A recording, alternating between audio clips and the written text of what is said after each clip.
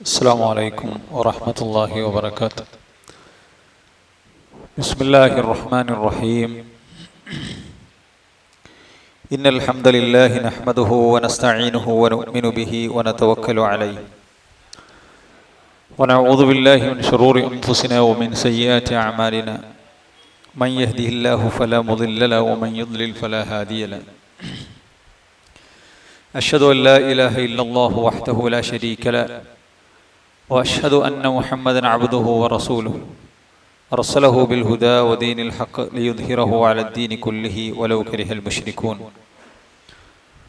اللهم صل على محمد وعلى آل محمد كما صليت على إبراهيم وعلى آل إبراهيم إنك حميد مجيد. وبارك على محمد وعلى آل محمد كما باركت على إبراهيم وعلى آل إبراهيم إنك حميد مجيد. ഏറെ ബഹുമാനമുള്ള സഹോദരന്മാരെ, സഹോദരികൾ, അള്ളാഹുവിൻ്റെ നിയമനിർദ്ദേശങ്ങൾ ജീവിതത്തിൽ പാലിക്കണേ എന്ന് എല്ലാ ഓരോരുത്തരെയും ഉപദേശിക്കുകയാണ്, വസിയത്ത് ചെയ്യുകയാണ്. റസൂലുള്ളാഹി സ്വല്ലല്ലാഹു അലൈഹി വസല്ലമയുടെ നമസ്കാരം, അതിൻ്റെ രൂപം എങ്ങനെയാണ് എന്നാണ് നമ്മൾ ചർച്ച ചെയ്തുകൊണ്ടിരിക്കുന്നത്. സിഫത്തു സ്വലാത്തിൻ നബി സ്വല്ലല്ലാഹു അലൈഹി വസല്ലം.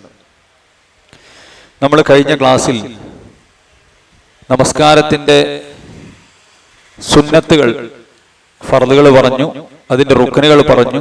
ശേഷം സുന്നത്തുകൾ, ആ സുന്നത്തുകളുടെ കൂട്ടത്തിൽ തന്നെ നമ്മൾ പ്രവർത്തനങ്ങളിൽ ചെയ്യേണ്ടതായ സുന്നത്തുകളുണ്ട്.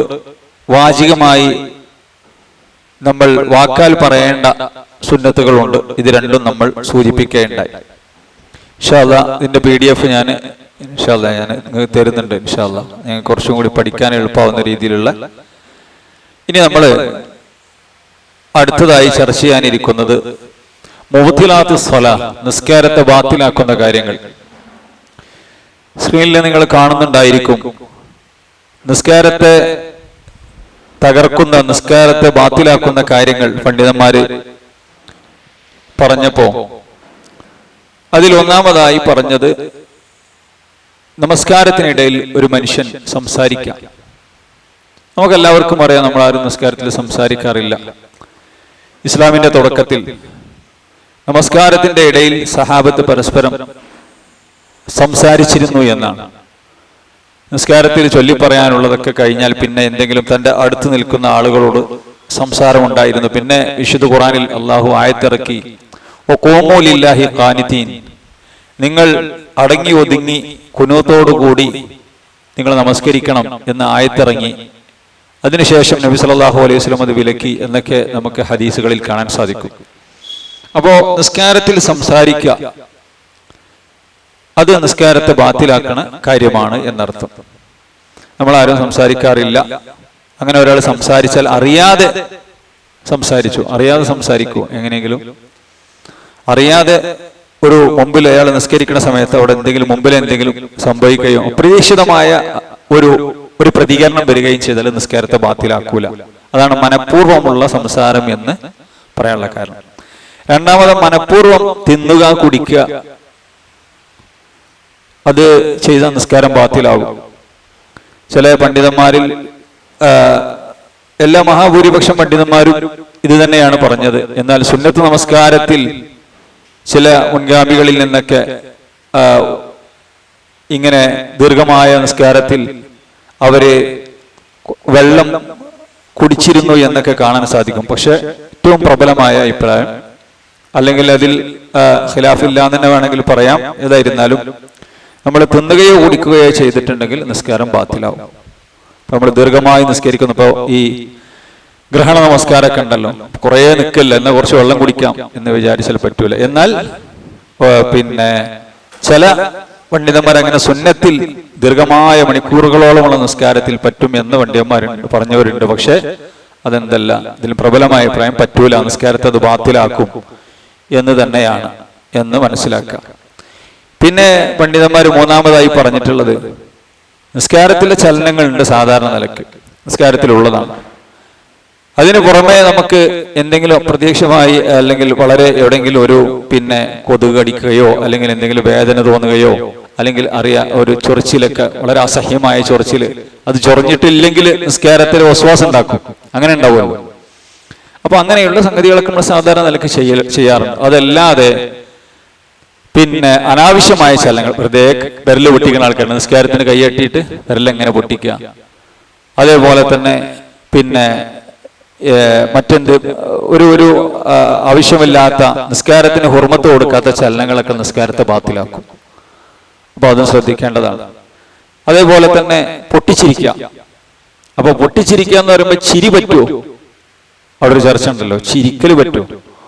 അപ്പൊ നമുക്കറിയാം റസൂലുള്ളാഹി സ്വല്ലല്ലാഹു അലൈഹി വസല്ലമ സ്വർഗത്തെക്കുറിച്ചും സ്വർഗത്തിന്റെ വിഭവങ്ങളെക്കുറിച്ചും പരലോകത്തെ അനുഗ്രഹങ്ങളൊക്കെ കുറിച്ചൊക്കെ നബി സല്ലല്ലാഹു അലൈഹി വസല്ലം ആയത്തുകളിൽ ഓതുന്ന സമയത്ത്, അതേപോലെ പണ്ഡിതന്മാരിൽ നിന്നൊക്കെ കാണാൻ സാധിക്കും, അവരത് കണ്ടിട്ട് അവർ അതിന്റെ ആസ്വാദനം കൊണ്ട് ചിരി വന്നു, അഥവാ പുഞ്ചിരിയും ആസ്വാദനവും വരിക, അതിന് തടസ്സമില്ല.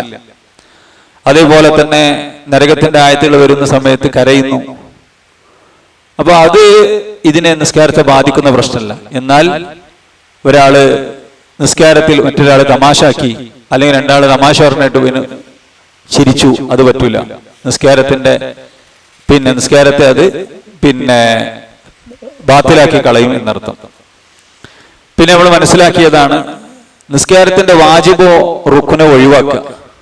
നിസ്കാരത്തിന്റെ വാജിബോ റുക്കുനോ, വാജിബുകൾ ഏതാണ് റുക്കുനുകൾ ഏതാണെന്ന് ഇപ്പൊ നമുക്ക് അറിയാം അല്ലേ? ഒരാൾ കൽപ്പിച്ചു കൂട്ടി റുക്കുനും വാജിബും ഒക്കെ ഒഴിവാക്കി, നിസ്കാരം ബാത്തിലാണ്. അത് നമ്മൾ റുക്കുനും വാജിബും പറഞ്ഞ സമയത്ത് സൂചിപ്പിച്ചതാണ്. ഒന്നു മുറിഞ്ഞ നിസ്കാരം ബാത്തിലാണ്, ഒന്ന് നിർബന്ധമാണെന്നറിയാം. പക്ഷെ ഒരാൾക്ക് സംശയം, ഒന്ന് മുറിഞ്ഞോ മുറിഞ്ഞില്ലേ, ഒന്ന് മുറിഞ്ഞോ മുറിഞ്ഞില്ലേ? റസൂലുള്ളാഹി സ്വല്ലല്ലാഹു അലൈഹി വസല്ലം പറഞ്ഞു, നിങ്ങൾ ഒരാള് നിസ്കരിക്കുന്ന സമയത്ത് ശൈത്താൻ നിങ്ങളുടെ അടുത്ത് ഒന്ന് വസ്വാസം ഉണ്ടാക്കും. ഒന്ന് മുറിഞ്ഞിട്ടുണ്ട്, സുജൂദിന്റെ സമയത്തൊക്കെ ഒന്ന് മുറിഞ്ഞിട്ടുണ്ട് എന്ന് അവന് വസ്വാസം ഉണ്ടാക്കും. റസൂലുള്ളാഹി പറഞ്ഞു, നിങ്ങൾക്ക് ഒരു നാറ്റമോ അല്ലെങ്കിൽ ഒരു സൗത്തോ ഒരു ശബ്ദമോ കേൾക്കുന്നവരെ നിങ്ങൾ നിസ്കാരത്തിൽ നിന്ന് പിരിയാൻ പാടില്ല. നിസ്കാരത്തെ ബാധിച്ചിട്ടില്ല, സംശയം ഉണ്ടെങ്കിൽ ഒന്നു മുറിഞ്ഞോ മുറിഞ്ഞില്ലേ, കീവായി പോയോ പോയില്ലേ എന്ന് സംശയം. അപ്പൊ ഈ സംശയത്തിന്റെ പിന്നാലെ പോകണ്ട, നിസ്കാരം തുടരുക, അതാണ് അതിൽ ചെയ്യേണ്ടത് ഏട്ടാ. എന്നാൽ ഒന്നു മുറിഞ്ഞു എന്ന് മനസ്സിലാക്കുക. നമുക്കറിയാം, നമ്മളൊരു ശബ്ദവും വന്നില്ല, നാറ്റമൊന്നുമില്ല, എന്നാലും കീവായി പോയിട്ടുണ്ട് എന്ന് അറിയാം നമുക്ക്.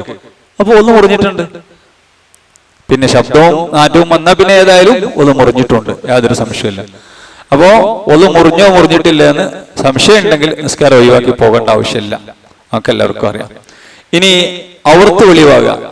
നിസ്കാരം ഒരു മനുഷ്യന്റെ, ഒരു സ്ത്രീ ആകട്ടെ പുരുഷനാകട്ടെ, ഔറത്ത് നിസ്കാരത്തിൽ മറക്കേണ്ട ഭാഗങ്ങൾ, അത് നമ്മൾ അറിയാതെ നമ്മൾ തുണി അങ്ങോട്ടും ഇങ്ങോട്ടൊക്കെ മാറി ഔറത്ത് വെളിവായി എന്ന് വിചാരിക്കാം, അതിന് ബാധിക്കണ പ്രശ്നമില്ല. ഇപ്പോ റസൂലുള്ളാഹി സ്വല്ലല്ലാഹു അലൈഹി വസല്ലമ സ്ത്രീകളോട് പറഞ്ഞല്ലോ, നിങ്ങൾ പുരുഷന്മാർ ഉയർന്നതിന്റെ ശേഷം തല ഉയർത്തിയാൽ മതി. പെണ്ണുങ്ങൾ, റസൂലുള്ളാഹിന്റെ പള്ളിയിൽ പെണ്ണുങ്ങൾ ബാക്കിലാണ് നിസ്കരിക്കുക. അപ്പോൾ പുരുഷന്മാർക്കൊന്നും പൂർണ്ണമായിട്ടുള്ള വസ്ത്രമില്ല, ഒക്കെ പാവങ്ങളും പ്രയാസപ്പെടുന്ന ആളുകളുമാണ്. അപ്പോ വലിയ തുണിയൊന്നും ഇല്ലാത്ത ആളുകൾ ചിലപ്പോ അവരുടെ ഔറത്ത് കാണാൻ സാധ്യതയുണ്ട്. അപ്പൊ പുരുഷന്മാര് സുജൂദിൽ നിന്നൊക്കെ എണീറ്റിന്റെ ശേഷം നിങ്ങൾ എന്താക്കിയാൽ മതി, എണീറ്റാൽ മതി, തല ഉയർത്തിയാൽ മതി എന്നൊക്കെ പറയുന്ന ഹദീസുകൾ കാണാൻ സാധിക്കും. അപ്പോ ആ നിലക്ക് അപ്രതീക്ഷിതമായി ഔറത്ത് വെളിവാകുന്ന കാര്യമല്ല. പക്ഷേ ഔറത്ത് വെളിവായി പിന്നെ അത് ഞാൻ മറക്കാൻ പറ്റൂല. ഉദാഹരണം പറയുകയാണെങ്കിൽ ഇപ്പൊ തുണി കീറിയെന്ന് വിചാരിക്കുക, തുണി കീറി, അപ്പൊ പിന്നെ അതിൽ മറക്കാൻ പറ്റൂല, നിസ്കാരത്തിന്റെ അടിയിൽ ഒന്നും ചെയ്യാൻ പറ്റില്ല, നിസ്കാരം ഒഴിവാക്കുക. അതല്ലാതെ അപ്രതീക്ഷിതമായ രീതിയിൽ എന്തെങ്കിലും ഒരു തുണി മാറുകയോ അല്ലെങ്കിൽ എന്തെങ്കിലും ഒന്ന് അയ്യുകയോ ചെയ്തിട്ടുണ്ടെങ്കിൽ അതിനെ കുറിച്ചല്ല ഈ പറഞ്ഞത്. അതേപോലെ തന്നെ നിസ്കരിച്ചു കൊണ്ടിരിക്കെ ശരീരത്തിലെ നജസായി, ശരീരത്തിന് നജസിനെ നിസ്കരിക്കാൻ പാടില്ല നമുക്കറിയാം. നിസ്കരിച്ചു കൊണ്ടിരിക്കെ ശരീരത്തിന് നജസായി അല്ലെങ്കിൽ നജസ് ഉണ്ട് എന്ന് നമ്മൾ നിസ്കാരത്തിൽ ഒരാൾ എന്നോട് പറഞ്ഞു, നിങ്ങളുടെ ശരീരത്തിൽ നജസായിട്ടുണ്ട് എന്ന് നമ്മൾ ശ്രദ്ധിച്ചിട്ടില്ല. നമ്മളെ തട്ടത്തിലോ അല്ലെങ്കിൽ നമ്മുടെ മുണ്ടിലോ കുപ്പായത്തിലോ ഒക്കെ അവിടെ നജസ് ഉണ്ട് എന്നൊരാൾ പറഞ്ഞു എന്ന് വിചാരിക്കാം.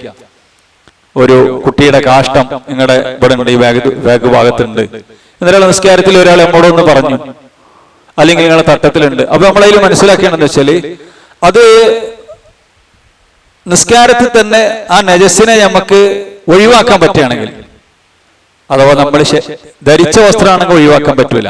ഇപ്പൊ നമ്മളെ മുണ്ട് ചില ആളുകളൊക്കെ തോർത്തുമുണ്ടുണ്ടാവുമല്ലോ, അല്ലെങ്കിൽ ഷാളോ മുണ്ടോ ടവലോ കർച്ചീഫോ അങ്ങനെ എന്തെങ്കിലുമൊക്കെ, അതിലെന്തെങ്കിലും നജസ് ഉണ്ടെന്ന് മനസ്സിലായി, നിസ്കാരത്തിന് മാറ്റാൻ പറ്റുമോ?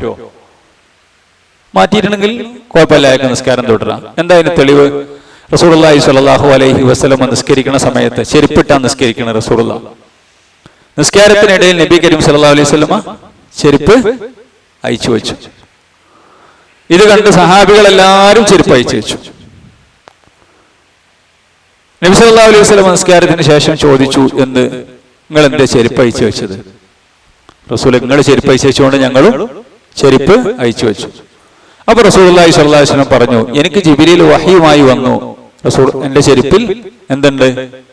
മാലിന്യമുണ്ട് എന്നുള്ളത് ഞാൻ അയച്ചു വെച്ചു. അപ്പൊ മാലിന്യമുള്ളൊരു സാധനം നീക്കാം, തന്റെ ശരീരത്തോട് ചേർന്ന സാധനം നീക്കാൻ പറ്റണതാണ് നീക്കി വെച്ചു. അപ്പൊ ചെരുപ്പിട്ട് നിസ്കരിക്കാൻ പറ്റുമോ? ചെരുപ്പിൽ മാലിന്യം ഇല്ലെങ്കിൽ ചെരുപ്പിട്ട് നിസ്കരിക്കാം. ചില ആൾക്കാരുടെ ചെരുപ്പ് ഊരിട്ട് നിസ്കരിക്കണം, അതിന്റെ ആവശ്യമില്ല. അപ്പൊ നമ്മള് പള്ളിയത്തെ കാര്യമല്ല പറയണത്, അല്ലാത്ത സമയത്ത് ചിലപ്പോൾ മയ്യത്ത് നിസ്കാരങ്ങളോ അല്ലെങ്കിൽ പള്ളി നിറഞ്ഞു കഴിഞ്ഞിട്ടുണ്ടെങ്കിൽ നമ്മൾ പുറത്ത് നിസ്കരിക്കുന്നത്. അപ്പൊ ചെരുപ്പിൽ മാലിന്യം ഇല്ലെങ്കിൽ, ഷൂമ് മാലിന്യം ഇല്ലെങ്കിൽ ഷൂവും ചെരുപ്പിട്ട് നിസ്കരിക്കുകയാണ് വേണ്ടത്. അയച്ച് ചില ആൾക്കാർ അതിന്റെ മുകളിൽ നിസ്കരിക്കുക, അതിന്റെ ഒന്നും ആവശ്യമില്ല. അപ്പോ ഞാൻ പറഞ്ഞു വന്നത്, പിന്നെ പിന്നെ നമ്മുടെ ശരീരത്തിൽ നജസ് നമുക്ക് ഒരിക്കലും അയച്ചു മാറ്റാൻ പറ്റാത്ത നജസ് ആണെങ്കിൽ അതെന്ത് ചെയ്യണം? പോയിട്ട് മാറ്റിയിട്ട് വേറെ നിസ്കരിക്കണം. അതല്ല അപ്പൊ തന്നെ നീക്കി വെക്കാൻ പറ്റുന്നതാണെങ്കിൽ എന്ത് ചെയ്യാം? അത് നിസ്കാരത്തെ ബാധിക്കുകയില്ല എന്ന് മനസ്സിലാക്കുക. ഇനി നിയ്യത്ത് മാറൽ എങ്ങനെ? നിസ്കാരത്തിൽ നിയ്യത്ത് മാറുക? നിസ്കാരത്തിൽ എങ്ങനെ നിയ്യത്ത് മാറുക? പറഞ്ഞാട്ടെ.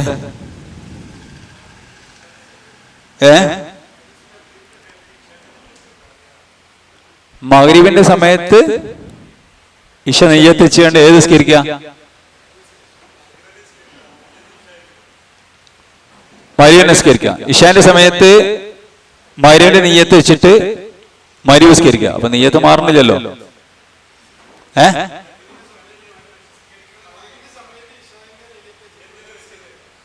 അപ്പൊ അയാളെ മനസ്സിൽ നിയ്യത്ത് ഇശ ആണെന്ന് അല്ലേ?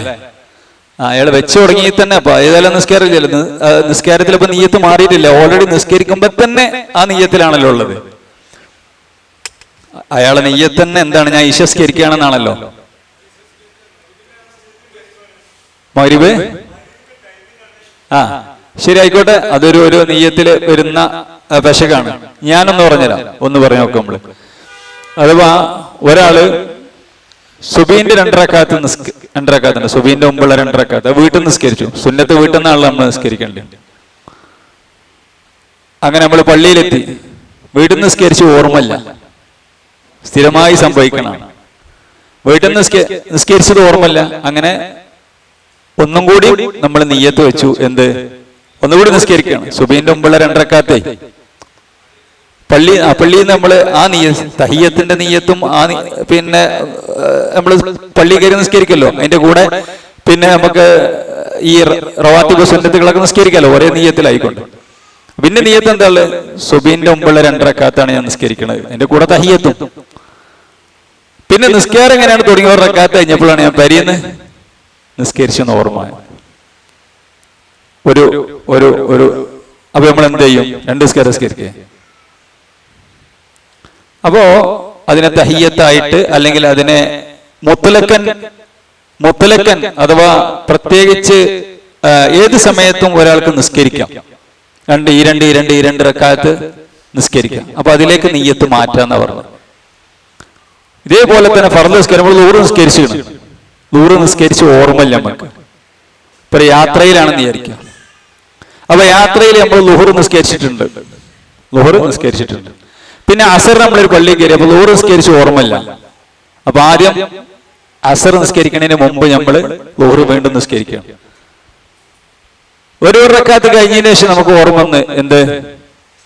ളുഹർ നിസ്കരിച്ചിക്കണല്ലോ എന്ന് ഓർമ്മ വന്നു. അപ്പൊ മെല്ലെ അയിമതിനെ മാറ്റി ഞാൻ അസറാക്കുന്നു. പറ്റുമോ? പറ്റൂല. നിസ്കാരം ഒഴിവാക്കണം. അല്ലെങ്കിൽ അത് ഒന്നിലെ നിസ്കാരം ഒഴിവാക്കുക, അല്ലെങ്കിൽ അത് ഈ പറയപ്പെട്ട രീതിയിൽ മുത്തലക്കായിട്ടുള്ള നിസ്കാരത്തിലേക്ക് നിയ്യത്ത് മാറ്റുക. ആ നിയ്യത്ത് മാറ്റൽ പറ്റും. അതെ, 2 റക്അത്ത് എന്നുള്ള നിലക്ക് സുന്നത്താക്കിയിട്ട്, അഥവാ മുഅയ്യനായ നിർണിതങ്ങളായ നിസ്കാരങ്ങൾ ഉണ്ടല്ലോ. ഇപ്പൊ ളുഹർ, അസർ, മഗ്രിബ്, ഇശാ അങ്ങനെയുള്ള സാധനങ്ങൾ, അതൊന്നും നിയ്യത്ത് പിന്നെ നിസ്കാരത്തിന്റെ അടിയിൽ മാറ്റാൻ പറ്റൂല. നേരെ മറിച്ച് ഇങ്ങനെ പിന്നെ വന്നിട്ടുണ്ടെങ്കിൽ അത് ഈ പറയപ്പെട്ട മുത്തലക്കായ നിസ്കാരത്തിലേക്ക് നിയ്യത്ത് മാറ്റാം. അല്ലെങ്കിൽ പിന്നെ അത് ഒഴിവാക്കിയിട്ട് വേറെ നിസ്കരിക്കണം എന്നൊക്കെയാണ് പണ്ഡിതന്മാർ ആ വിഷയത്തിൽ പറഞ്ഞിട്ടുള്ളത്. ഒരുപാട് ചർച്ചകൾ നമുക്ക് അങ്ങനെ കാണാൻ സാധിക്കും. ശരി, ഷെയ്ഖ് ഉസൈമീൻ റഹ്മത്തുള്ളാഹി അലൈഹി പറഞ്ഞു, എന്ത് പിന്നെ ഈ ഒരു മുഅയ്യനായ നിസ്കാരം, ളുഹർ നിസ്കാരം നിസ്കരിച്ചിക്കണ്, പിന്നെ ഒന്നുകൂടി ളുഹർ നിസ്കരിച്ചപ്പോൾ അസറിലേക്ക് മാറ്റുക, അത് പറ്റൂല. അതേപോലെ തന്നെ പിന്നെ മുത്ലഖായ നിസ്കാരം മുഅയ്യനിലേക്ക് മാറ്റാൻ പറ്റൂല. നമ്മൾ 2 റക്അത്ത് വെറുതെ നിസ്കരിക്കണം. അപ്പോഴാണ് ഓർമ്മ എന്ത്, ളുഹർ നിസ്കരിച്ചിട്ടില്ലല്ലോ എന്ന്, ളുഹർ നിസ്കരിച്ചിട്ടില്ലല്ലോ എന്ന്. അപ്പൊ പിന്നെ ഇതങ്ങട്ട് ളുഹറാക്കുക. 1 റക്അത്ത് കഴിഞ്ഞതിന് ശേഷം ഓർമ്മ, ഞാൻ പറഞ്ഞ മനസ്സിലാവുണ്ടോ? അപ്പൊ ഇതെന്നാ ളുഹറാക്കാൻ പറ്റൂല. സുന്നത്ത് നിസ്കാരം ഫർളാക്കാൻ പറ്റൂല, ഫർള് വേറെ ഫർളാക്കാൻ പറ്റൂല. അതിനെ സുന്നത്താക്കാം. സുന്നത്ത് എന്ന് പറഞ്ഞാൽ മുത്തലക്കായിട്ടുള്ള നിസ്കാരത്തിലേക്ക് മാറ്റാൻ പറ്റും. വൈദാ കാനൽ മിൻ മുഅയ്യനിൽ മുത്തലക്കിൻ ഫലാ ബഅസ്.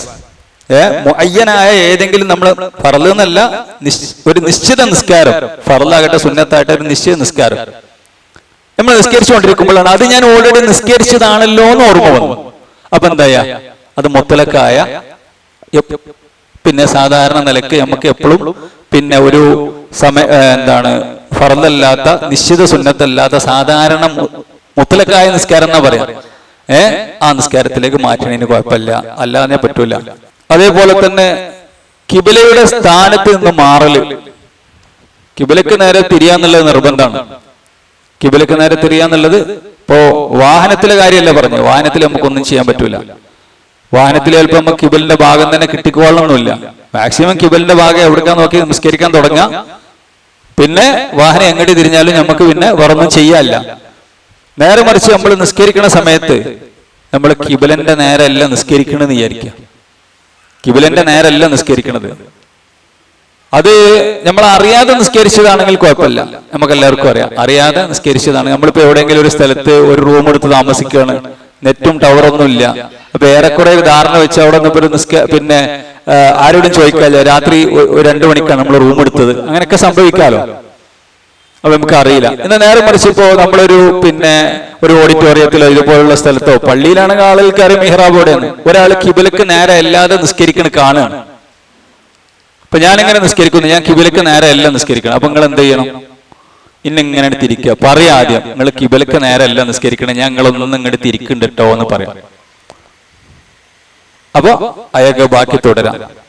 ഇനി നമ്മൾ കിബിലക്ക് നേരെ തന്നെയാണ് നിസ്കരിക്കണത്. പിന്നെ ഇങ്ങനെ നിസ്കരിച്ച് കുറച്ച് കഴിഞ്ഞതിന് ശേഷം എന്താണ് തിരിഞ്ഞിട്ട് കിബിലയും തെറ്റിക്കണം, പറ്റില്ല. അങ്ങനെയൊക്കെ വളരെ സാധ്യത കുറവാണ്. അങ്ങനെ കിബിലയുടെ സ്ഥാനത്ത് നിന്ന് മാറിയിട്ടുണ്ടെങ്കിൽ നിസ്കാരത്തെ ബാത്തിലാക്കും. അപ്പോ ഇങ്ങനെയുള്ള പിന്നെ ഇതിൽ വേറെ മറ്റുള്ള കാര്യങ്ങളൊക്കെ പല മദ്ഹബിലും പല അഭിപ്രായങ്ങളൊക്കെ കാണാൻ സാധിക്കും പണ്ഡിതന്മാരുടെ വീക്ഷണത്തിൽ. ഏതായിരുന്നാലും ഈ സംഗതികൾ ഉണ്ടെങ്കിൽ നിസ്കാരം ബാത്തിലാണ്, നിസ്കരിക്കണം എന്നർത്ഥം.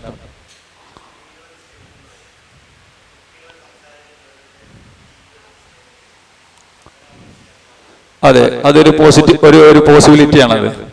ഇപ്പൊ നമ്മളൊക്കെ നിസ്കരിക്കണ സമയത്ത് നമ്മളൊപ്പമുള്ള ചെറിയ കുട്ടികള്, പ്രത്യേകിച്ച് സ്ത്രീകൾക്കാണ്, കുട്ടികൾ പരസ്പരം അങ്ങോട്ടും ഇങ്ങോട്ടും വലിയ കാര്യങ്ങളൊക്കെ പറയണതാണ്. ചെറിയ വായിൽ വലിയ അർത്ഥാനൊക്കെ പറയും. അപ്പൊ നമുക്കെന്നെ നിസ്കാരത്തിൽ നമ്മൾ ചിലപ്പോൾ കേൾക്കും. അപ്പൊ ചെറിയ പുഞ്ചിരി വരും. അത് നിസ്കാരം പാത്തി. അതാണ് പിന്നെന്ത് നമ്മളിവിടെ പറഞ്ഞത് പൊട്ടിച്ചിരിക്കൽ എന്ന് പറഞ്ഞത്. നമ്മളെ നിയന്ത്രണത്തില്ലാത്ത നമ്മൾ പൊട്ടിച്ചിരിച്ചു എന്ന് വിചാരിക്കാം, നിസ്കാരം പാത്തിലാണ്. അതല്ലാത്ത രീതിയിൽ ചെറിയ രീതിയിൽ ചിരി വന്നാൽ നിസ്കാരം പാത്തിലാവൂല. അത് നല്ല ചോദ്യങ്ങൾ ചോദിച്ച് സ്വാഭാവികമായിട്ടും ചെറിയ കുട്ടികളുണ്ടല്ലോ, 2 വയസ്സുള്ള 3 വയസ്സുള്ള കുട്ടികളൊക്കെ ഓല് തമ്മിൽ പരസ്പരം സംസാരിക്കുന്നുണ്ടാവും. ഓല് വലിയ ഇന്റർനാഷണൽ കാര്യങ്ങളൊക്കെ ഓല് സംസാരിക്കുന്നുണ്ട്. അപ്പൊ നമുക്ക് ചിരി വരും. അപ്പൊ നമ്മളെന്താ ഒന്നു പിന്നെ സ്വാഭാവികമായിട്ടും ഓല് ഒച്ച സംസാരിക്കണ്ട, നമ്മൾ അടുത്ത് സംസാരിക്കായിരിക്കും. അപ്പൊ പൊട്ടിച്ചിരിക്കാൻ പറ്റൂല. ചെറിയ രീതിയിൽ ചിരി വന്നാൽ അത് കലയിൽ ചെറുതൊക്കെ അതൊക്കെ നികത്തപ്പെടും എന്നുള്ളതാണ് ഖായിദ. വല്ലാഹു അലം.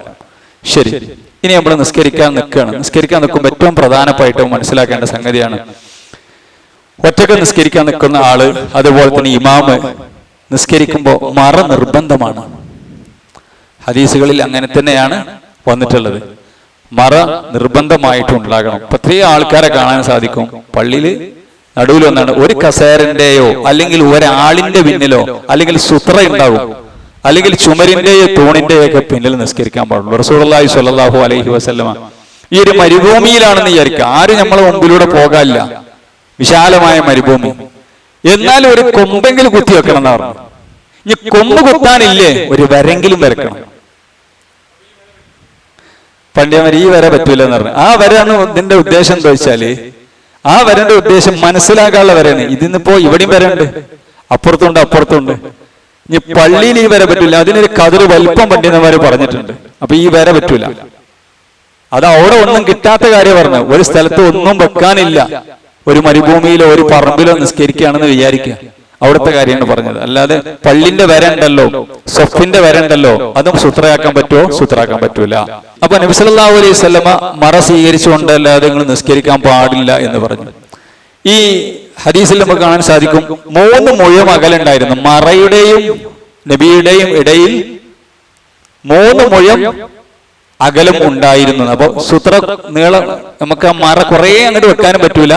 എന്നാ ഒരാൾക്ക് സാധാരണ നിലക്ക് നിസ്കരിക്കാനുള്ള ഒരു സ്ഥലം അതാണ്. ഇനി അതിന്റെ ഇടയിലൂടെ ഒരാൾ പോവുകയാണെങ്കിലോ അയാളെ തടുത്തു വെക്കണം, അയാളെ തടുക്കണം.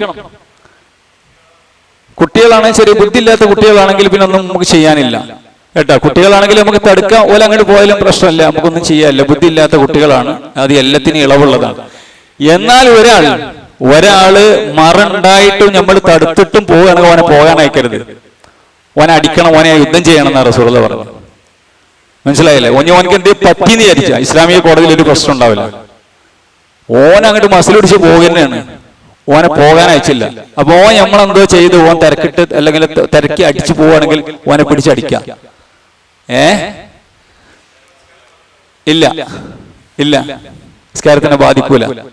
അപ്പൊ അഥവാ അങ്ങനെ ആരും ചെയ്തിട്ടല്ല, പക്ഷെ ഹദീസിലുള്ളതാണ്, ഹദീസിലുള്ള നബി പറഞ്ഞ വാക്കാണത്. അപ്പോ തടുക്കണം, ശക്തമായ രീതിയിൽ തന്നെ തടുക്കണം, പോകാൻ അയക്കരുത്. നിസ്കാരത്തിലെ മുമ്പിലൂടെ നടക്കുന്ന ആളിന്റെ കുറ്റം അറിഞ്ഞാൽ അവൻ പിന്നെ 40 വർഷത്തോളം അവിടെ നിൽക്കുന്നവർ. നിസ്കാരത്തിന്റെ മുമ്പ് കൂടെ നടക്കുക. ചില ആളുകൾക്കൊന്നും യാതൊരു പേടിയില്ല, അത്രയ്ക്ക് ഗൗരവമാണ്. അതിന്റെ ശിക്ഷ അറിയണമെങ്കിൽ അവൻ അവിടെ നിൽക്കും. അപ്പൊ 40 കൊല്ലം നിസ്കരിക്കുകയാണെങ്കിൽ അവിടെ നിൽക്കും നടത്തും. മറല്ലാതെ ഒരാൾ നിസ്കരിക്കുമ്പോൾ അയാൾ മറ വെക്കൽ അയാൾക്ക് നിർബന്ധമാണ്. ഇപ്പൊ നമ്മൾ കാണൂല, മറ ഉണ്ടാവും, പ്രത്യേകിച്ച് നമ്മൾ കാണും. അപ്പോഴും അയാൾ തടുത്തു വെച്ചാല് നമ്മൾ അപ്പുറത്ത് കൂടി പോവല്ലാതെ.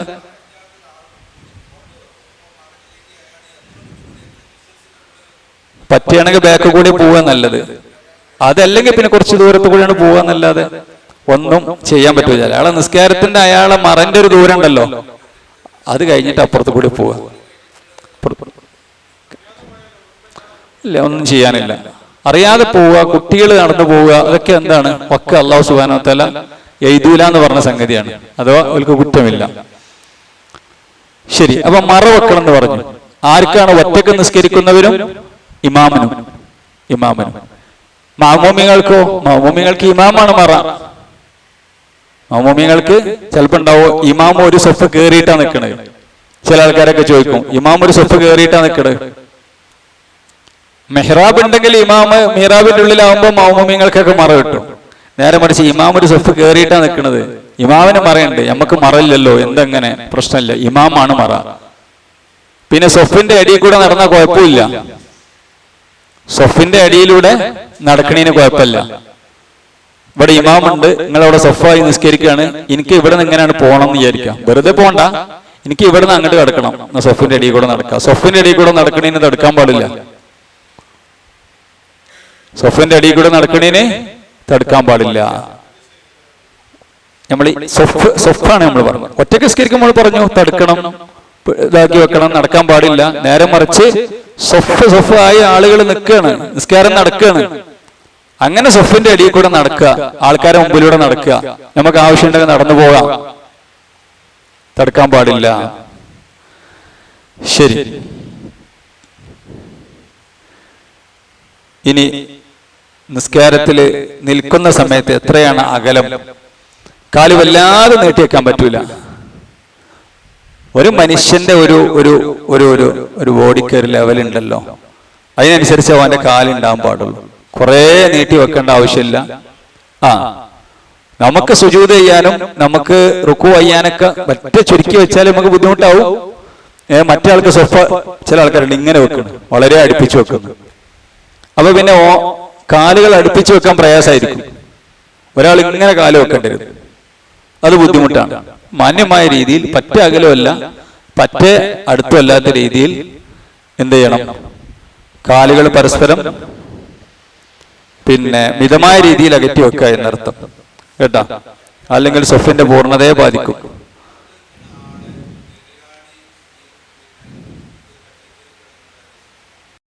പിന്നെ സൊഫിന്റെ മര്യാദയായിക്കൊണ്ട് റസൂലുള്ളാഹി സ്വല്ലല്ലാഹു അലൈഹി വസല്ലം പറഞ്ഞു, നിങ്ങളിലെ ബുദ്ധിമാന്മാരും പ്രായം തികഞ്ഞവരും റസൂലുള്ളാഹി ഇമാമിന്റെ അടുത്ത് നിൽക്കട്ടെ. മുതിർന്ന ആൾക്കാര്, ബുദ്ധിയുള്ള ആൾക്കാര് ഒക്കെ ഇമാമിന്റെ അടുത്ത് നിൽക്കണം.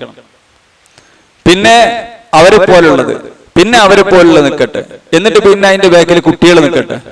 പിന്നെ അതിന്റെ ബാക്കിൽ പോയിട്ട് ചെറിയ പെൺകുട്ടികൾ, പിന്നെ മുതിർന്ന സ്ത്രീകൾ. അങ്ങനെയാണ് റസൂലുള്ളാഹി സ്വല്ലല്ലാഹു അലൈഹി വസല്ലമയുടെ. നിർത്താതിരിക്കണം നല്ലത്. കുട്ടികളോട് പറഞ്ഞാൽ മതി. ചെറിയ കുട്ടികൾ മുമ്പിലെ സഫിൽ എപ്പോഴും ഇമാമിന്റെ അടുത്ത് നിൽക്കേണ്ടത് മുതിർന്നവരാണ്. എന്ന് മാത്രമല്ല, എപ്പോഴും ഇമാമിന്റെ തൊട്ടടുത്ത് നിൽക്കേണ്ടത് ഓതാനും അതേപോലെ തന്നെ നിസ്കരിക്കാനൊക്കെ വേണ്ടി വന്നാൽ ഇമാമത്തെ ഏറ്റെടുക്കാൻ പറ്റുന്ന ആൾക്കാരാണ് നിർത്തേണ്ടത്. ഇമാമിന് എന്തെങ്കിലും സംഭവിച്ചെന്ന് വിചാരിക്കും, ഒന്നു മുറിഞ്ഞെന്ന് വിചാരിക്കും ഇമാമിന്റെ, അല്ലെങ്കിൽ ഇമാമിന് എന്തെങ്കിലും ഒരു ബുദ്ധിമുട്ടുണ്ടായി എന്ന് വിചാരിക്കും, ഒരു തളർച്ച ഉണ്ടായി എന്ന് വിചാരിക്കുക. അപ്പൊ ഒന്ന് കയറിക്കാൻ പറ്റണോലാണ് ഉണ്ടാവേണ്ടത്. മുമ്പിലെ സഫിൽ തന്നെ കുട്ടികൾക്ക് അറിയില്ല, കുട്ടികൾ വന്ന് നിൽക്കും. അപ്പൊ കുട്ടികളെ ആദ്യം പറഞ്ഞാൽ മതി, മോനെ അങ്ങോട്ട് സൈഡിൽ നിന്നോ ബാക്കൊക്കെ നിന്നോ എന്ന് പറഞ്ഞാൽ മതി. രണ്ടാളുകളുടെ കാലുകൾ ചേർത്ത് സഫ് പൂർണ്ണമായി നിൽക്കുക. ഒരിക്കൽ റസൂലുള്ളാഹി സ്വല്ലല്ലാഹു അലൈഹി വസല്ലം സഫിന്റെ പരിപൂർണത എന്ന് പറഞ്ഞാൽ നിസ്കാരത്തിന്റെ പൂർണ്ണതയാണ്. ഒരുപാട് ഹദീസുകൾ കാണാൻ സാധിക്കും. സഫ് പൂർത്തിയാക്കുന്ന വിഷയത്തിൽ പല ആളുകൾക്ക് അലംഭാവമാണ്. നബി സല്ലല്ലാഹു അലൈഹി വസല്ലം നിസ്കാരത്തിന് നിന്നാൽ നിങ്ങൾ സഫ് പൂർത്തിയാക്കണം. സഫിന്റെ പൂർത്തീകരണം മിൻ തമാമിസ് സലാ, നിസ്കാരത്തിന്റെ പൂർത്തീകരണമാണ്. അപ്പൊ ഒരു നിസ്കാരം പൂർണ്ണമാകണമെന്ന് നമ്മളൊക്കെ ആഗ്രഹിക്കുന്നുണ്ട്. കൃത്യമായി 100ൽ 100 മാർക്ക്, 10ൽ 10 മാർക്ക് കിട്ടണം നമ്മൾ ആഗ്രഹിക്കുന്നുണ്ടെങ്കിൽ സഫ് പൂർണ്ണമായി ശരിയാക്കി തന്നെ വേണം. അപ്പൊ അത് നമ്മൾ ശ്രദ്ധിക്കണം നടത്താം. അതിൽ നമ്മൾ അമാന്തം കാണിക്കണ്ട. റസൂൽ സല്ലല്ലാഹു അലൈഹി വസല്ലം പറഞ്ഞു, അലാ തസഫൂന കമാ തസഫുൽ മലായിക ഇൻദ റബ്ബിഹ, നിങ്ങൾക്ക് മലക്കുകൾ അള്ളാഹുവിന്റെ അടുക്കൽ സഫ് നിൽക്കുന്ന പോലെ സഫ് ഒന്നൂടെ. അപ്പൊ റസൂലുള്ളാഹിയോട് ചോദിച്ചു, അല്ലാഹുവിന്റെ റസൂലേ, എങ്ങനെയാണ് മലക്കുകൾ അള്ളാഹുവിന്റെ അടുക്കൽ സഫ് നിൽക്കുന്നത്? അപ്പൊ റസൂൽ സല്ലല്ലാഹു അലൈഹി വസല്ലം പറഞ്ഞു, യുതിമൂന സുഫൂഫൽ അവ്വല, ഒന്നാമത്തെ സഫ് ആദ്യം പരിപൂർണമായി ഒപ്പം ചേർന്ന് നിന്ന് അവർ ആദ്യത്തെ അണി പൂർത്തിയാക്കും. വിടവില്ലാതെ, രണ്ടാളുകൾക്കിടയിൽ വിടവില്ലാതെ ഒന്നാമത്തെ സഫ് പൂർത്തിയാക്കിയിട്ട് രണ്ടാമത്തെ സഫ്, രണ്ടാമത്തെ കഴിഞ്ഞിട്ട് മൂന്നാമത്തെ സഫ്. അപ്പോ ആളുകൾക്കിടയിൽ വിടവില്ലാതെ, ചിലപ്പോ ആ മൂലക്കില് ഒഴിവുണ്ടാവും, എന്നിട്ട് ബാക്കിൽ പോയി നിൽക്കും. ബാക്കിൽ പോയി നിൽക്കാനുള്ള കാരണം എന്താ? അവിടെയാണ് ഫാൻ ഉണ്ടാകുക. അപ്പൊ അവിടെ രണ്ടാക്കി നിൽക്കാൻ പറ്റും. എന്നിട്ട് അവിടെ ഒരു ഗ്യാപ്പ് ഇടുക, ഇവിടെ വേറൊരു ഗ്യാപ്പ് ഇടുക. അത് പറ്റൂല.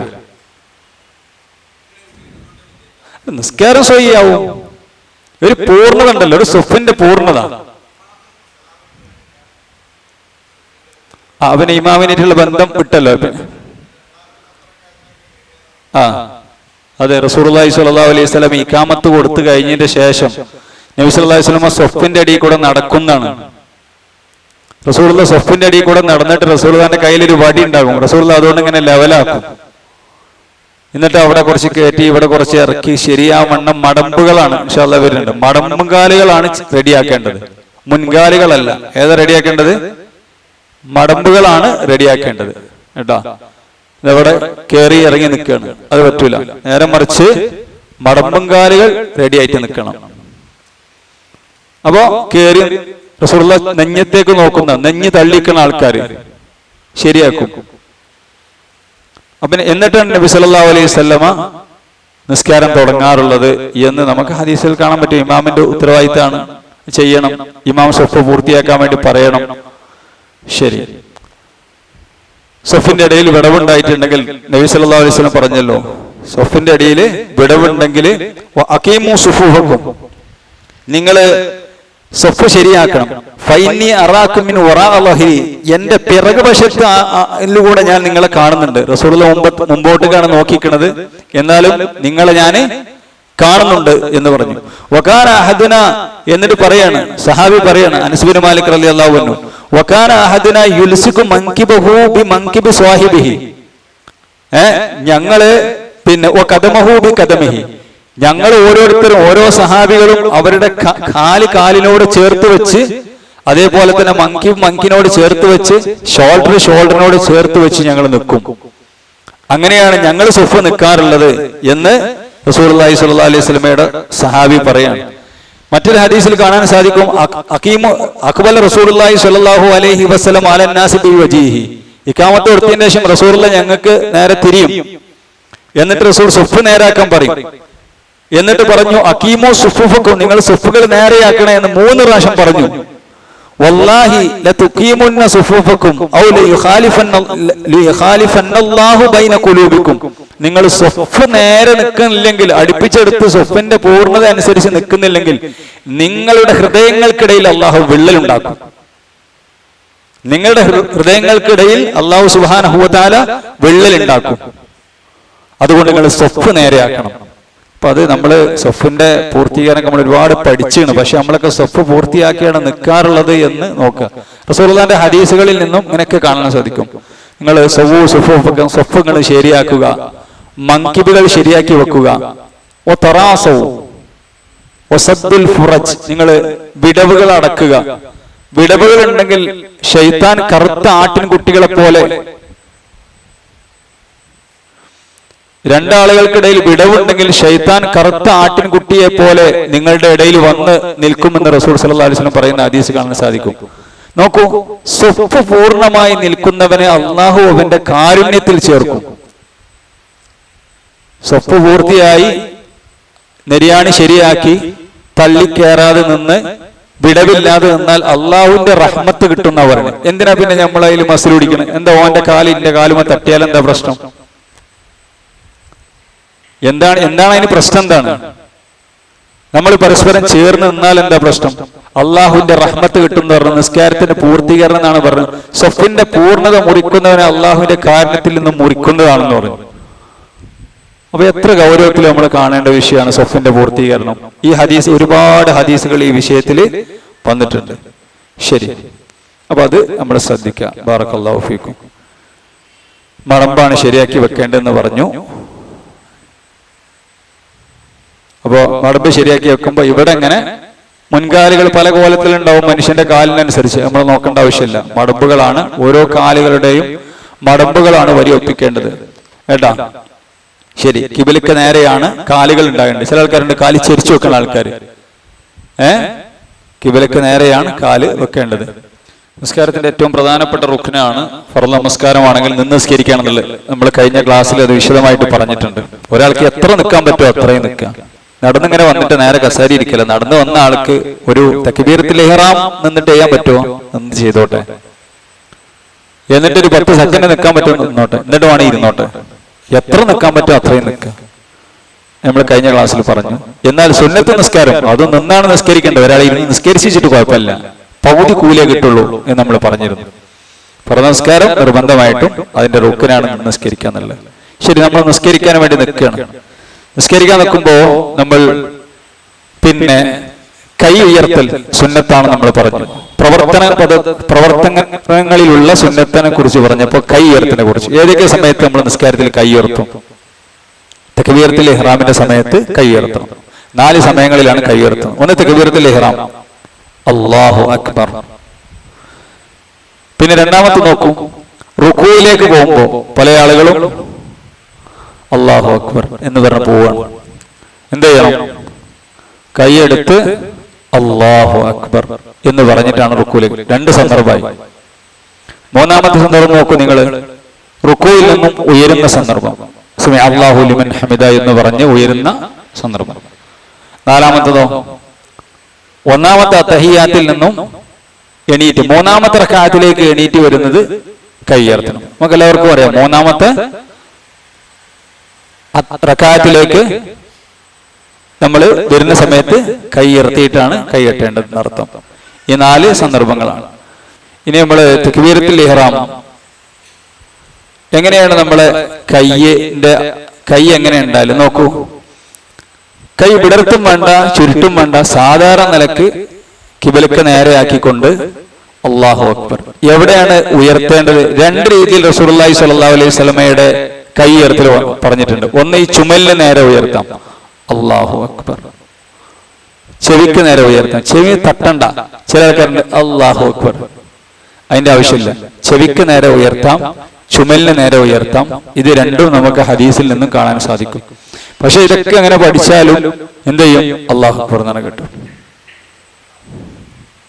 കുറെ ഇങ്ങോട്ട് കൊണ്ടുപോകേണ്ട ആവശ്യമില്ല, അതുമില്ല. ഇത് ഹദീസിൽ വന്നത് ഇതാണ്, ചുമലിന് നേരെ അല്ലാഹു അക്ബർ, ചെവിക്ക് നേരെ അല്ലാഹു അക്ബർ എന്നാണ് ഹദീസിൽ വന്നിട്ടുള്ളത്.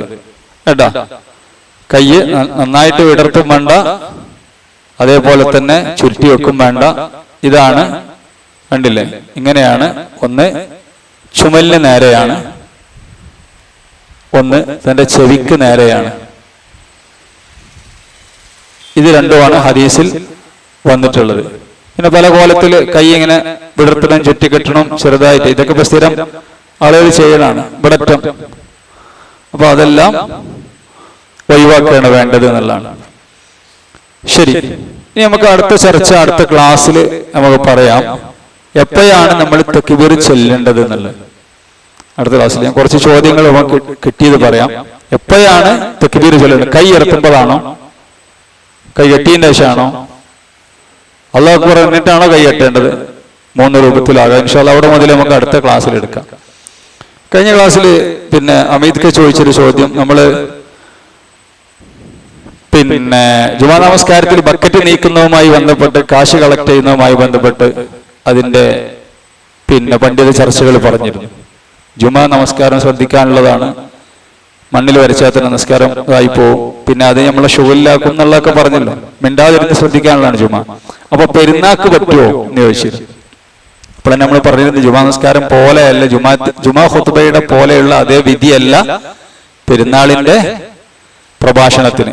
പെരുന്നാൾ ഖുത്ബക്ക് ആ വിധിയല്ല ഉള്ളത്.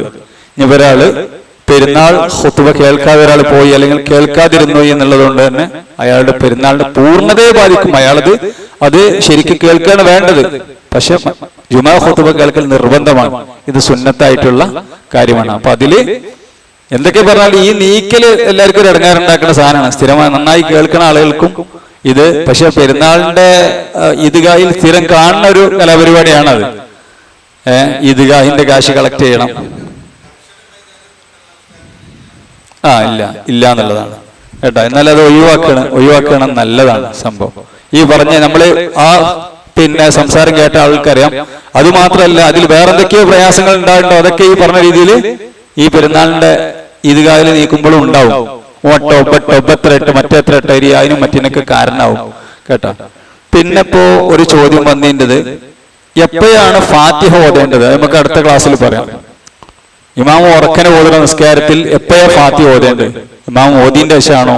നമുക്ക് ഓതാൻ പറ്റണമില്ല, ഈ ഫാത്തിഹ ഓതണ്ടേ? ഇമാമിന്റെ കേട്ടാ മതിയോ? ഇമാം ഓരോ ആയത്തും ഓതിക്കഴിഞ്ഞ് ഉടനെയാണോ ഓതേണ്ടത് എന്നുള്ള ചർച്ച ഇൻഷാ അല്ലാഹ് നമുക്ക് ഏതെല്ലാം ഇവിടെ വരും. ഫാത്തിഹ ചൊല്ലുന്ന ചർച്ച ഇവിടെ വരും.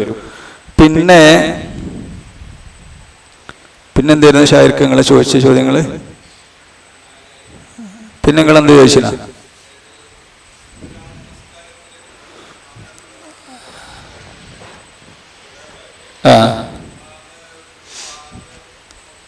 നിങ്ങളെ വോയിസിൽ ഇപ്പൊ മനസ്സിലായി. ഞാൻ പറയാം, അവിടെ നിന്ന് കേൾക്കണ ഞാൻ ചോദ്യം ഒന്ന് ആവർത്തിക്കാം, മറ്റേ രീതിയിൽ റെക്കോർഡിങ്ങിൽ വരാത്തതുകൊണ്ട്. പിന്നെ ഒരാള് ഇമാമിനെ മെല്ലെ ഓതുന്ന നിസ്കാരം അല്ലെ, മെല്ലെ ഓതുന്ന ദുഹ്റ അസ്റ ഏതെങ്കിലും ഒരു നിസ്കാരം.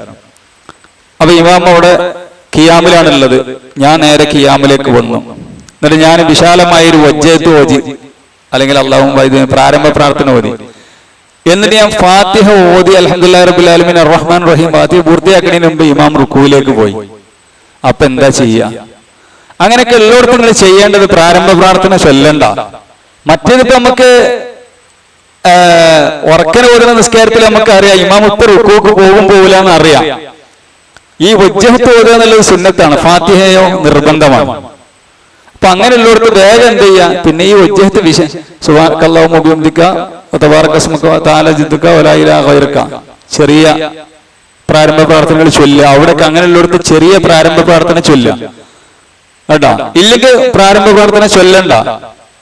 നമുക്കറിയല്ലോ സമയം ഇപ്പൊ നിസ്കാരം പിന്നെ ളുഹർ 12:35 ഇപ്പൊ കുറച്ചായി, ക്ലോക്ക് നോക്കിയാലൊക്കെ അറിയില്ല. അല്ലെങ്കിൽ ഫാത്തിഹ ഓതു, ഫാത്തിഹയാണ് നിർബന്ധമായിട്ടുള്ളത്. ഇനിയിപ്പോ നിങ്ങൾ പറഞ്ഞ മാതിരി സംഭവിച്ചു എന്ന് വിചാരിക്കും, അയാളെ നിസ്കാരം ബാത്തിലാവൂല, പ്രയാസം ഉണ്ടാവില്ല. നമ്മളെ കയ്യിലുള്ള സംഗതിയല്ല. അപ്പൊ നമുക്ക് റുക്കൂ കിട്ടിയ റകാത്ത് കിട്ടിയെന്നാണല്ലോ. അപ്പൊ അങ്ങനെ സംഭവിക്കുകയാണെങ്കിൽ നിങ്ങൾക്ക് പെട്ടെന്ന് ഫാത്തിഹ കംപ്ലീറ്റ് ചെയ്യാൻ പറ്റുകയാണെങ്കിൽ കംപ്ലീറ്റ് ചെയ്യാം. ഇമാം റുക്കൂലാണെങ്കിൽ തന്നെ നിങ്ങൾ ഖിയാമിൽ നിന്ന് കംപ്ലീറ്റ് ചെയ്യാം. ഓക്കെ, എന്നിട്ട് പെട്ടെന്ന് റുക്കൂ. എന്നിട്ട് അതും കഴിയണില്ലെങ്കിൽ നിങ്ങൾ ഫാത്തിഹ ഒഴിവാക്കുക, റുക്കൂലേക്ക് പോകുക. നിങ്ങൾക്ക് അത് മതിയാവുന്നതാണ്.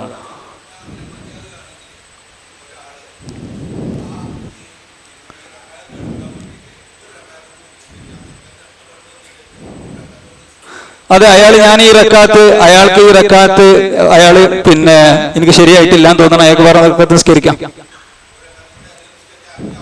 ഇല്ലല്ലോ, അത് അയാളെ ഒന്നാമത്തെ റക്കാത്ത് ഇല്ലല്ലോ, അഞ്ചാവില്ലല്ലോ. ഒന്നാമത്തെ റക്കാത്ത് അയാൾ എനിക്ക് കിട്ടിയിട്ടില്ല എന്നാണല്ലോ അയാളുടെ നിയത്തിനനുസരിച്ചായിരിക്കും. അല്ലാഹു അലം.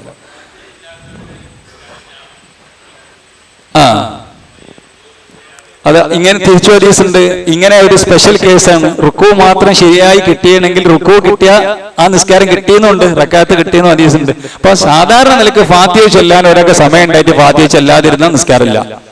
പക്ഷെ ഇങ്ങനെയുള്ള കേസുകൾ ഉണ്ടെങ്കിൽ റുക്കൂ കൃത്യമായിട്ട് റുക്കൂ കിട്ടിയ ഒരാൾക്ക്, അപ്പൊ അയാൾക്ക് പിന്നെ ആ റക്കാത്ത് കിട്ടും. ഇതാ അദ്റക റുക്കൂ ഫഖദ അദ്റക റകഅ എന്ന ഹദീസ് കാണാൻ സാധിക്കും.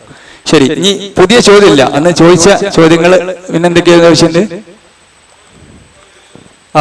നിങ്ങൾ അടുത്തിൽ നിങ്ങൾ നമ്മളെ ഗ്രൂപ്പിൽ ഒന്ന് എഴുതിയിട്ടാൽ മതി. നമ്മളെ ഗ്രൂപ്പിൽ എഴുതിയിട്ടാല് പിന്നെ ഒന്ന് ചോദിച്ചാൽ സ്ത്രീകൾ ഓതെടുക്കുന്ന സമയത്ത് ഇപ്പോ സമ്മേളനങ്ങളിൽ നിന്നോ അങ്ങനെയുള്ള പബ്ലിക് പുരുഷന്മാർ കാണുന്ന സ്ഥലത്ത് നിന്ന് സ്ത്രീകൾ ഓതെടുക്കുകയാണ്. അപ്പോ തല തട്ടൊക്കെ അയച്ചിട്ട് ഓതെടുക്കുമല്ലോ. അപ്പൊ അന്യപുരുഷന്മാര് തലമുടി കാണും. അപ്പൊ എന്ത് ചെയ്യണം? അവർക്ക് അവരെ മൊക്കനമേൽ അല്ലെങ്കിൽ മഫ്തയിൽ തടവാൻ പറ്റുമോ? രണ്ടഭിപ്രായമാണ് പണ്ഡിതന്മാര് പറഞ്ഞത്. ഒന്ന് സ്ത്രീകൾ ആരും ഇല്ലാത്തടത്തേക്ക് പോവുക എന്നുള്ളതാണ്. പക്ഷെ അവിടെ പോസിബിൾ ആവില്ല. അപ്പൊ ഒരു ഹാജത്തുണ്ട്, അവിടെ ഒരു നിർബന്ധ ആവശ്യമുണ്ട്. ഓക്കെ, അത് പിന്നെയും കുറച്ചെങ്കിലൊക്കെ ഓല് തോന്നുന്നിട്ടെങ്കിൽ കൈ കാണാത്ത രീതിയിൽ ഓല് എടുത്തുനിന്ന് വരാം. തലമറക്കൽ അങ്ങനെയല്ല. പ്രത്യേകിച്ച് കുറച്ചും കൂടി കാണാനൊക്കെ സാധ്യതയുണ്ടെങ്കിൽ അവർക്ക് വലിയ ചില അവിടെ പണ്ഡിതന്മാര് പറഞ്ഞത്, ചില സ്ത്രീകള് നന്നായിട്ട് തലപ്പാവ് പോലെ ചുറ്റിക്കെട്ടുന്ന രീതിയിലുള്ള തലമറക്കണ പെണ്ണുങ്ങളുണ്ട്. എന്നിട്ട് പിന്നെ താത്തില്ല. അങ്ങനെ ഓരോ നാട്ടിലും ഓരോ സ്റ്റൈലാണല്ലോ. അപ്പൊ കുറെ എല്ലാം അയച്ചെടുക്കണം എന്നുണ്ടെങ്കിൽ ഓർക്ക് തടവാം. എന്തിനോ തട്ടത്തിന്റെ മുകളിൽ തടവാം എന്ന് പറഞ്ഞു. അതേപോലെ തന്നെ പുരുഷന്മാർ കാണാതിരിക്കുക ഒരു രക്ഷയില്ല. ഉള്ളുന്നിട്ട് ഒതുക്കാൻ പറ്റണില്ലെങ്കിൽ അവർക്ക് എന്ത് ചെയ്യാം? തട്ടത്തിന്റെ മുകളിൽ തടവിയാൽ മതി എന്നാണ് ആ വിഷയത്തിൽ പറഞ്ഞത്. പിന്നെന്തായിരുന്നു? സുജൂദിലുള്ള പ്രാർത്ഥന നമുക്ക് വേറെ സുജൂദിൽ ഒരുപാട് പ്രാർത്ഥനകൾ പഠിപ്പിച്ചിട്ടുണ്ട്. എല്ലാ പ്രാർത്ഥനയും ചെല്ലാം. ഇനി നിർബന്ധമായിട്ട് ഏതെങ്കിലും ഒന്ന് ചെല്ലണം. സുജൂദിൽ പഠിപ്പിച്ച സുബ്ഹാനക്കല്ലാഹുമ്മ റബ്ബനാ വബിഹംദിക അല്ലാഹുമ്മ ഗ്ഫിർലി സുബ്ഹാന റബ്ബിൽ അഅല വബിഹംദിഹി സുബ്ഹാന റബ്ബിൽ അഅല എന്ന് മാത്രമാണെങ്കിൽ അങ്ങനെ സുബ്ബൂഹൻ ഖുദ്ദൂസുൻ റബ്ബുൽ മലായികത്തി വറൂഹ് ഇതിലേതെങ്കിലും ഒന്ന് ചൊല്ലിയാൽ മതി. ചില പണ്ഡിതന്മാർ സുബ്ഹാന റബ്ബിൽ അഅല സുബ്ഹാന റബ്ബിൽ അളീം എന്നുള്ളത് സുജൂദുൽ റുക്കൂൽ ഒരു പ്രാവശ്യമെങ്കിലും ചൊല്ലണം. വേറെ ഏത് ചൊല്ലിയാലും എന്ന് പറഞ്ഞ പണ്ഡിതന്മാരുണ്ട്. അല്ല വേണ്ടെന്ന് പറഞ്ഞവരുണ്ട്. ഏതായിരുന്നാലും അതിനുശേഷം മറ്റുള്ള പ്രാർത്ഥനകൾ പ്രാർത്ഥിക്കാൻ പറ്റുമെന്നോ? പറ്റും, യാതൊരു സംശയമല്ല. പക്ഷെ സുജൂദിലുള്ള പ്രാർത്ഥന കഴിഞ്ഞിരിക്കണം നിർബന്ധമായിട്ട്. സുബ്ഹാനക്കല്ലാഹുമ്മ റബ്ബനാ വബിഹംദിക അല്ലാഹുമ്മ ഗ്ഫിർലി അത് കഴിഞ്ഞു. എന്നിട്ട് എനിക്ക് വേറെ ഏതും പ്രാർത്ഥിക്കാം. അല്ല സുബ്ഹാന റബ്ബിൽ അഅല എന്നുള്ള 3 പ്രാവശ്യം ചൊല്ലി അല്ലെങ്കിൽ ഒരു പ്രാവശ്യമെങ്കിലും ചൊല്ലിയിട്ട് മറ്റുള്ള പ്രാർത്ഥനകൾ പ്രാർത്ഥിക്കുക, സംശയമില്ല. മലയാളത്തിൽ പറ്റുമോ എന്നുള്ളതാണ്. പറ്റുന്നൊക്കെ പറഞ്ഞ പണ്ഡിതന്മാരെ കാണാൻ സാധിക്കും, പ്രത്യേകിച്ച് സുന്നത്ത് നിസ്കാരത്തിലൊക്കെ. ശരി, പിന്നെന്തായിരുന്നു ചോദിച്ചിരുന്നത്? സമയമായ നിസ്കാരത്തിന് പിന്നെന്തായിരുന്നു ചോദ്യം?